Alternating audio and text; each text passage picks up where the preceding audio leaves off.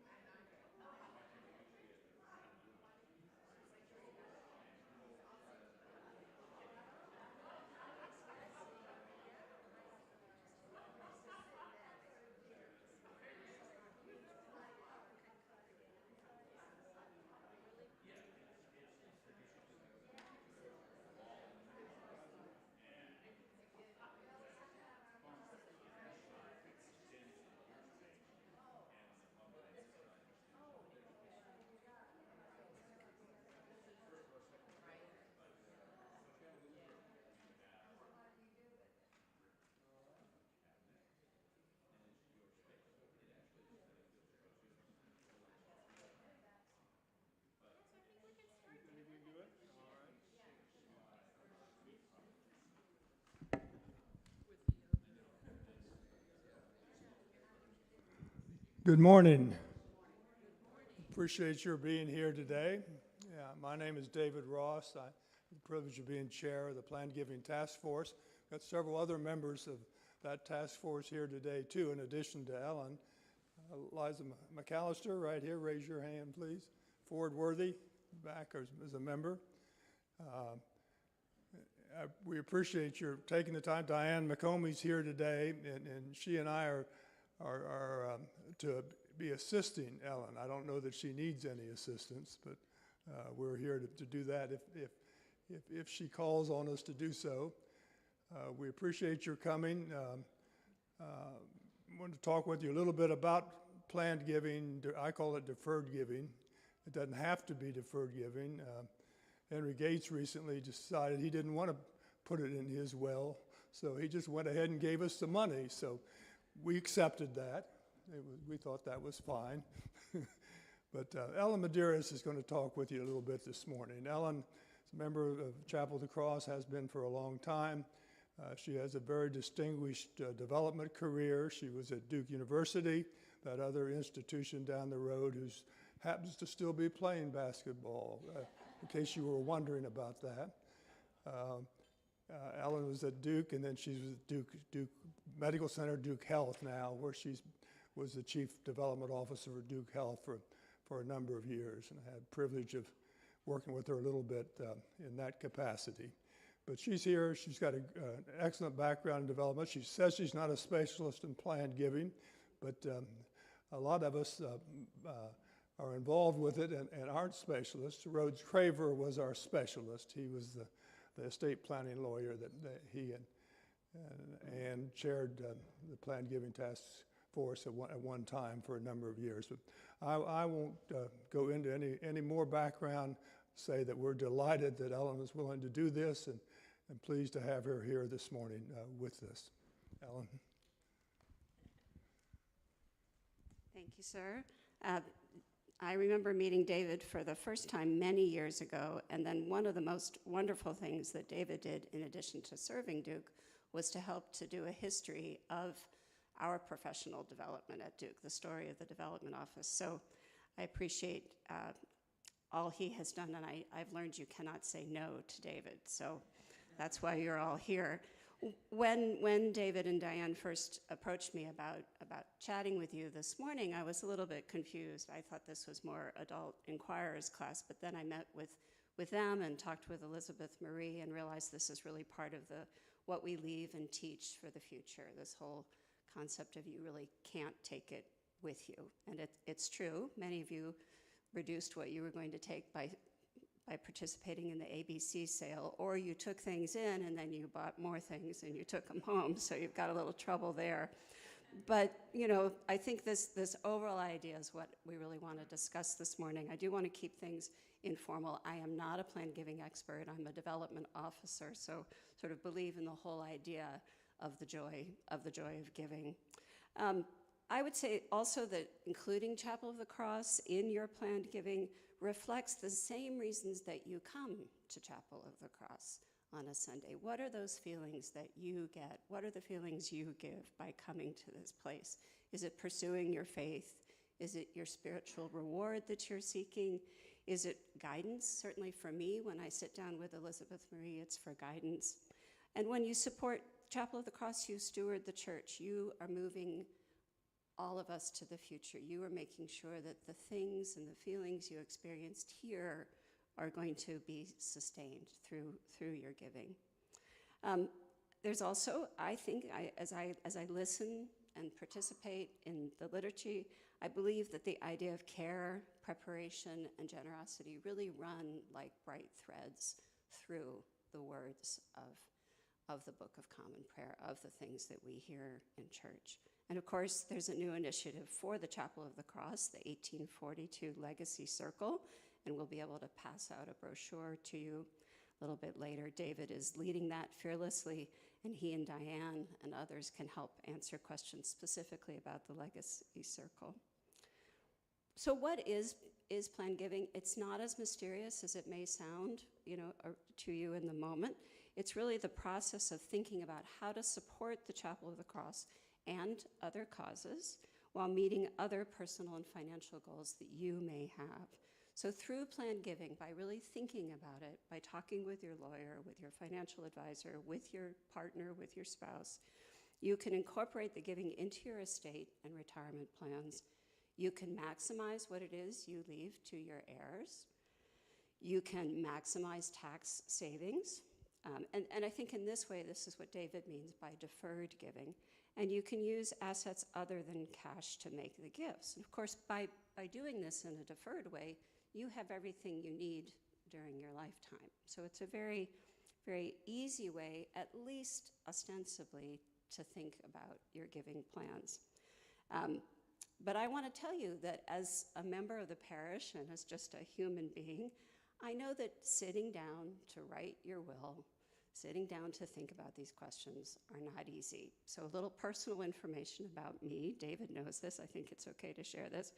My husband and I are interfaith in two ways. You tell me which is more important. He's Jewish. I'm Episcopalian. He works at Carolina. I work at Duke. So just imagine what estate planning is like for us. I picked a lawyer. She is an Episcopalian, so it gives me the edge in the planning. But it's really important to talk about these things with each other, to think about what your purpose is, to sort of combine your highest purposes with your most practical needs. And so that is, to me, what estate planning is. And Elizabeth Marie asked me to confess to you as well that one reason that Rich and I are looking at our estate right now is our current will is very old. It includes guardian instructions for our children who are now 32 and 28. So we are really overdue in all of this. I will say one more thing on simplicity. David reminded me, as I assured him that I will become a member of the Legacy Circle, that all I need to do is sign a form and not be very specific.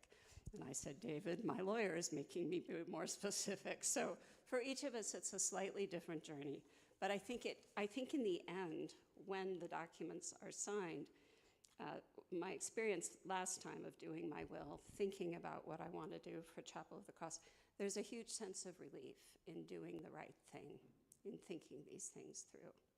So I wanted to share with you just a couple of examples of ways to make planned gifts.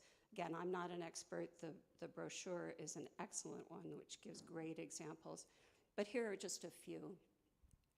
One is a bequest gift, and this is the focus of the 1842 Legacy Circle initiative.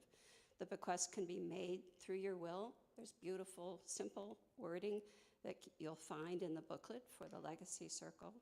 Bequests really are the most common form of planned gifts. They give you flexibility, even as the sharing of your plan gives the leadership of Chapel of the Cross a sense of a solid future for the church.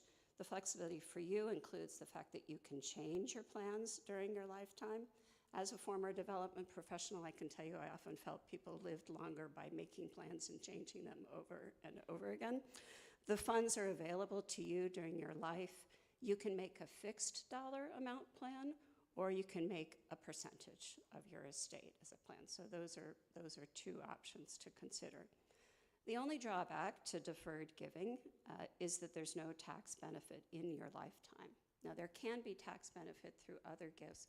Again, I would say please talk with your attorney about those. One of the things that I think is growing for Chapel of the Cross in popularity, if I understand from Diane correctly, is naming Chapel of the Cross as a beneficiary of a retirement account, your IRA, your 401k, your 403b. Usually you can indicate a percentage of the account there.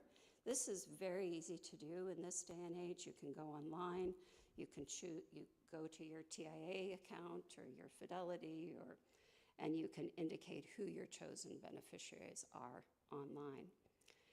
They're also very flexible. So that is one option that is useful. And the money is still available to you. Again, there's that sort of ease of this kind of giving. There are other types of planned gifts, and you'll find a description of them in the booklet. But one thing we wanted you to know is that Chapel of the Cross has just begun a business relationship with the Episcopal Church Foundation this year. And I looked up after Diane mentioned this to me, how it's beautifully organized. You can find it online, lots of good information there. And they have good resources for you as you consider this journey of planned giving. One of the new types that we at Chapel of the Cross will be able to accept through our connection with the Episcopal Church Foundation are charitable gift annuities. Now, these are quite marvelous.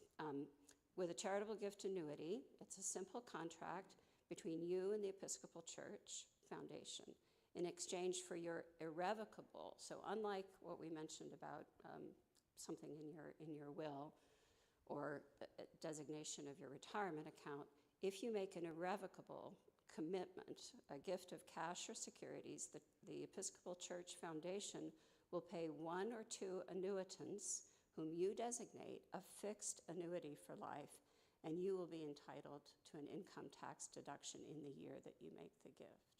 Now, some people do this it's a way to handle assets that they don't need and to receive an income during their lifetime. And quite in a very lovely way, one can receive support during the lifetime, and yet Chapel of the Cross will benefit at the end of life. So those are just a few examples. There are more complicated ways to do this. There are charitable remainder unit trusts, things like that. But I think that the idea today is really just to begin that thought process, to maybe talk about some of these examples, a little bit about, if you wish, the sort of feelings about embarking upon this journey. And I will end really by mentioning two other ways to give now, because I do think it's important to get in the practice of giving, just as we did this morning with the collection. If you have not had a chance to give to the annual campaign for the church, please do. As long as they are still allowed, and this is something that changes administration to administration, but it's been in place for a long time, IRA rollovers are often very popular at the end of a calendar year. This is if somebody who has an IRA is 70 and a half years or older. they can use that to transfer up to $100,000 of charity, tax-free every year. These transfers, I think what I would suggest is going to the IRS page on these, and then if you think this is appealing, stay informed to make sure that these are still available as you approach the end of the calendar year. These transfers are known as qualified charitable distributions, or QCDs. They offer eligible, it says on the IRS website, older Americans, but I take that personally. A great way to easily give to charity before the end of the calendar year. The qualified charitable distributions can count towards the IRA's owner's required minimum distribution in that year as well. So that is something that can be very appealing. Over the years, which I worked at Duke, I saw many people 70 and a half and older use this technique as a way to give outright in a given year, and I saw many children encourage their parents to do that same thing.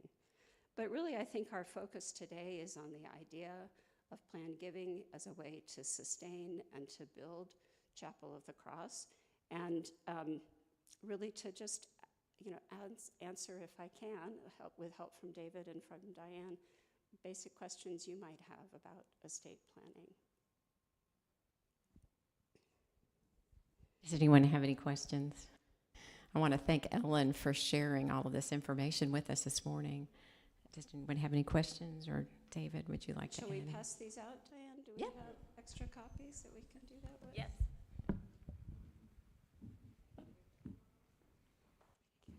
Give some over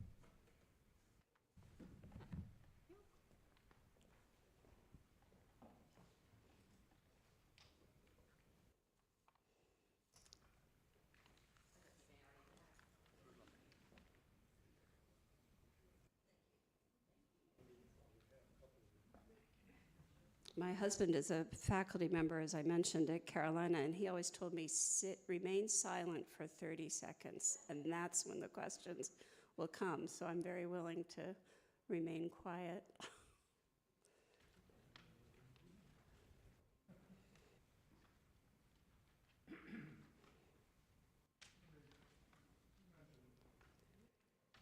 I think you have one here, David.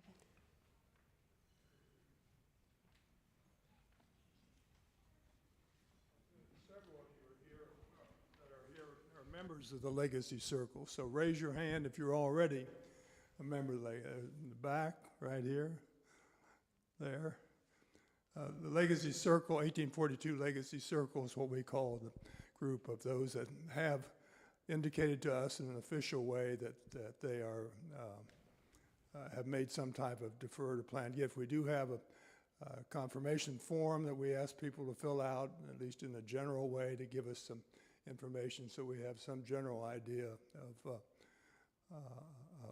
what your plans are. I'm going to call on, they don't know it, but I'm going to call on Ford, see if he has any comments he'd like to make, or Eliza, anything you would like to add to. I'll ask you a question. How does the church, I don't know the answer to this question, how does the church use the information that you just mentioned, the fact that, if I sign up and become a member of the Legacy Circle, how is that actually used in a general or specific way? Yeah, I'll let Diane answer that some too. It's used because you get special invitations to events and things. We had a special organ concert a couple weeks ago where members of the 1842 Legacy Circle were invited to. Had a good turnout for that. Yeah, many of the people had been at one of the earlier concerts too, but came back and enjoyed a special event by Dr. Joe. We have not published in an official public way the list of the members. That's something we've discussed, but we have not done that. In planning for the future, I think it helps us to have an idea that there are gifts, and we have received a number of gifts in recent years. Diane, refresh me on the numbers. Right. Well, just this, in 2024, it was over 300,000. I think that's what I'm remembering, in realized plan gifts. And those were both from folks who had passed on, as well as those who wanted to make a gift during their lifetime. So he wanted to, as David mentioned, make this gift, and we celebrated him and his gift and in the memory of his wife. And so he felt really good about giving during his lifetime. But as David said, we have an intention form, that one can fill out if they have decided to leave the Chapel of the Cross in their plans. And you also can be anonymous. This is very confidential information, of course. We never share amounts. But it helps us celebrate your giving and prepare for the future, as David said. Helps us, and a lot of it goes into endowment, unrestricted endowment, or for a specific purpose. It can be. It's up to you as to how you designate that. It's probably most helpful to Chapel of the Cross to be undesignated and unrestricted, so it can be used in whatever way is most needed at the time that it's received. Questions, comments?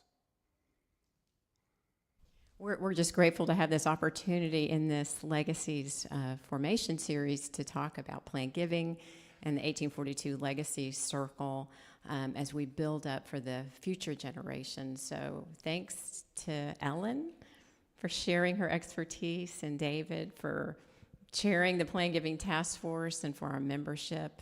It's a very important giving program. So if anyone has any questions later, I'm here. David's always available. Ellen is on the Planned Giving Task Force. So thank you. If anybody doesn't have any more questions, I guess we'll give you some more coffee time. I